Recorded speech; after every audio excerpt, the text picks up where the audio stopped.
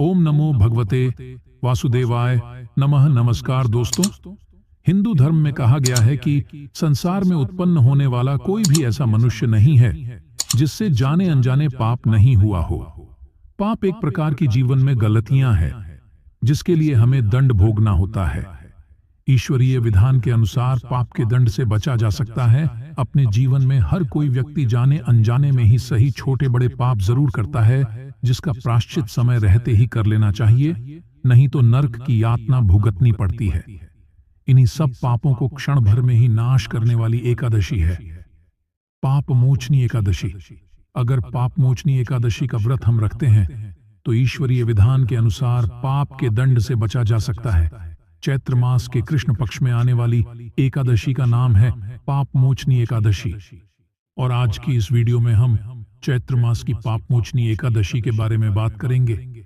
आज हम आपका कंफ्यूजन दूर करेंगे कि आपको पाप मोचनी एकादशी व्रत कब रखना है, 5 अप्रैल या फिर 6 अप्रैल को। लेकिन वीडियो को पूरा देखिएगा, तभी आपकी कंफ्यूजन दूर होगी। तो आज की वीडियो में हम जानेंगे कि पाप मोचनी एकादशी इतनी महत्वपूर्ण क्यों है, और जानते हैं चैत्र कृष्ण पक्ष वर्ष 2024 एकादशी व्रत के शुभ मुहूर्त के बारे में, व्रत के नियमों के बारे में, पूजन विधि के बारे में, इस व्रत में क्या खाना चाहिए, क्या नहीं खाना चाहिए, व्रत का पारणा यानी कि व्रत कब खोले, व्रत खोलने का शुभ मुहूर्त कब से कब तक है, व्रत का पारण किस वस्तु के सेवन से करना चाहिए, एकादशी और द्वादशी तिथि कब से कब तक है, पूजा का शुभ समय क्या है, राहुकाल का समय क्या है, व्रत का पारण किस दिन करेंगे और किस चीज से करें, खरीवासर कब से कब तक है। साथ ही आप जानेंगे पूजा विधि के बारे में, और अंत में आप सुनेंगे पाप मोचनी एकादशी की व्रत कथा। ये सारी बातें आज की इस वीडियो में जानेंगे, तो आप अंत तक वीडियो में बने रहे।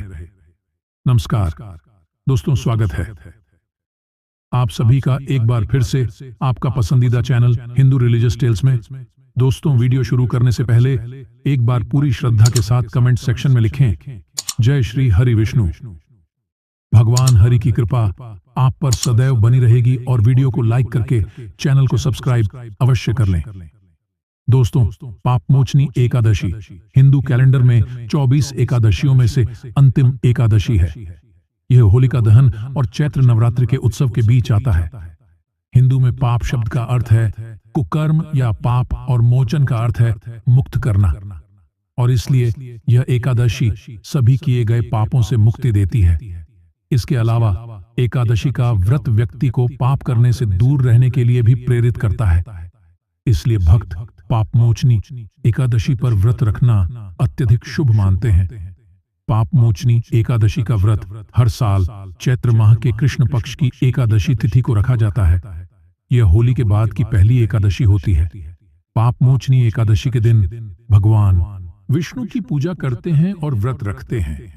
इस व्रत को करने से मनुष्य को जाने अनजाने में किए पापों से मुक्ति मिलती है। प्राचीन काल में अपने किसी पाप का प्रायश्चित करने के लिए देवता, मनुष्य या भगवान अपने अपने तरीके से प्रायश्चित करते थे।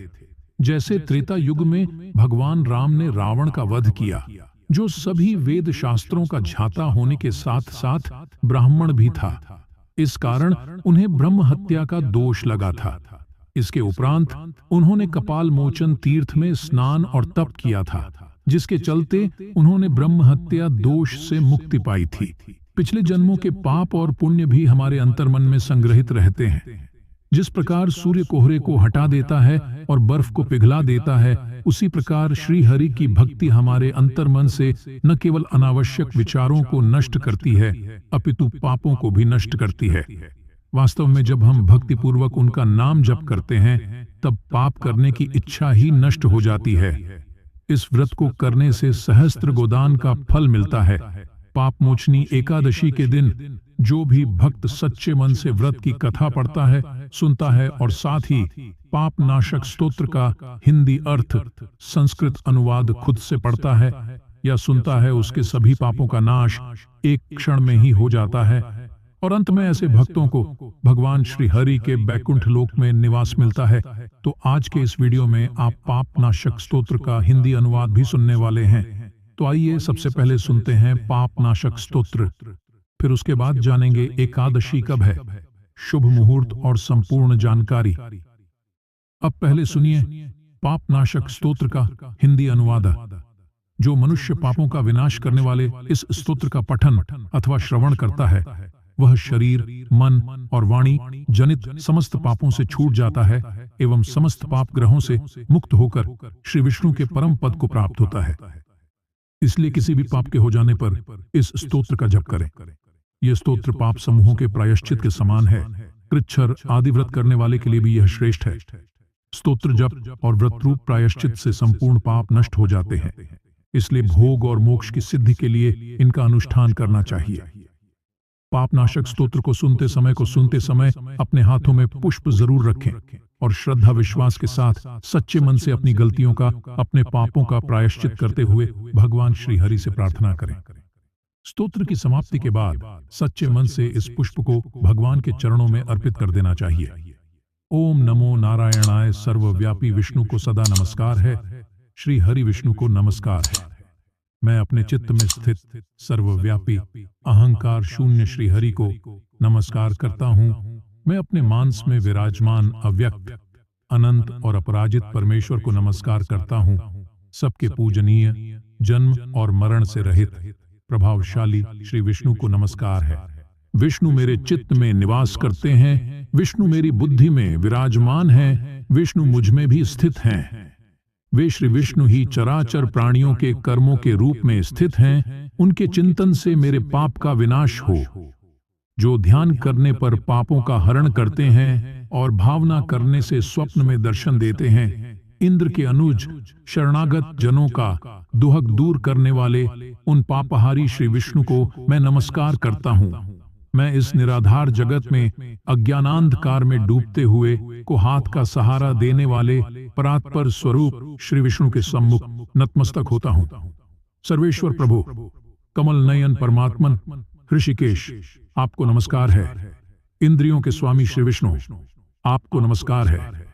नरसिंह, अनंत स्वरूप गोविंद, समस्त भू प्राणियों की सृष्टि करने वाले केशव, मेरे द्वारा जो दुर्वचन कहा गया हो अथवा पापपूर्ण चिंतन किया गया हो, मेरे उस पाप का प्रशमन कीजिए, आपको नमस्कार है।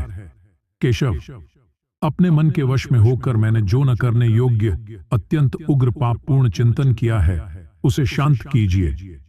परमार्थ परायण ब्राह्मण प्रिय गोविंद, अपनी मर्यादा से कभी च्युत न होने वाले जगन्नाथ, जगत का भरण पोषण करने वाले देवेश्वर, मेरे पाप का विनाश कीजिए।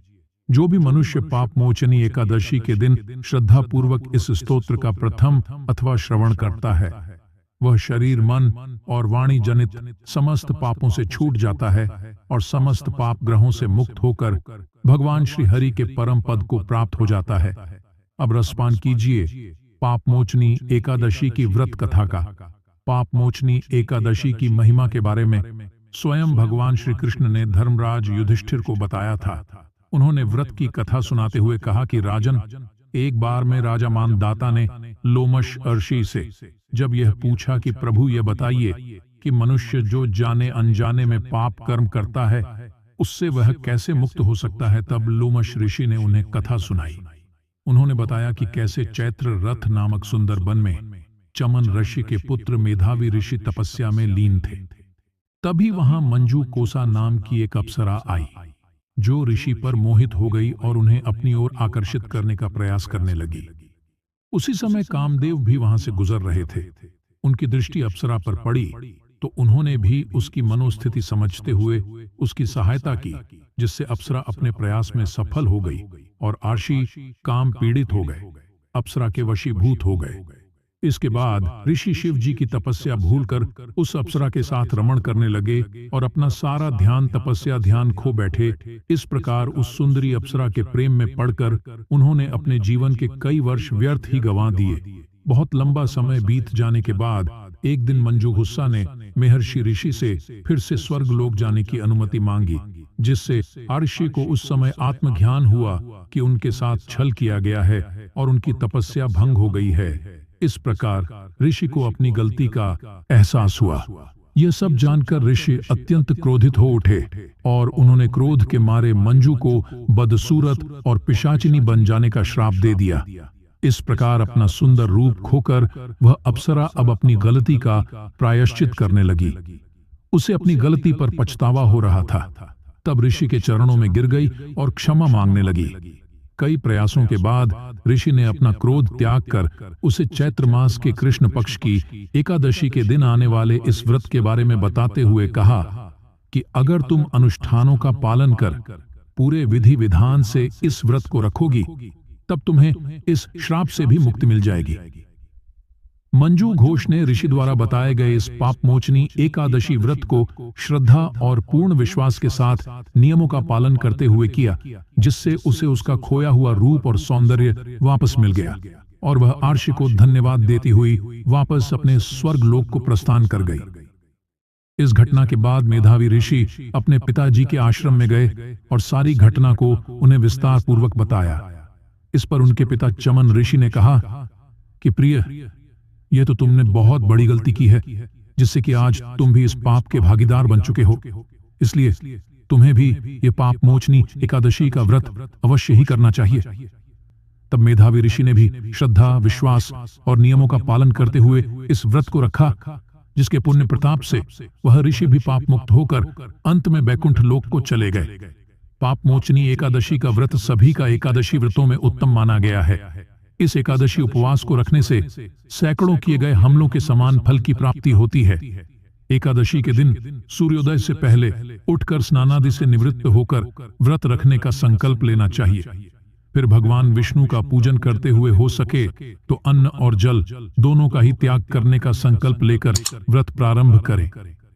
यदि अन्न और जल त्याग करने की सामर्थ्य नहीं हो तो ऐसे में आप केवल अन्न का त्याग करने का संकल्प ले सकते हैं और इस व्रत को जल और फल दोनों के साथ ही रख सकते हैं। इस उपवास में दिन भर निराहार रहा जाता है, रात को भी निराहार ही रहना चाहिए। यदि आप निराहार नहीं रह पाते हैं तो शाम की पूजा करके फलाहार ग्रहण कर सकते हैं और अगले दिन सुबह यानी द्वादशी तिथि को शुभ मुहूर्त में आपको व्रत का पारणा यानी कि एकादशी का उपवास खोलना चाहिए।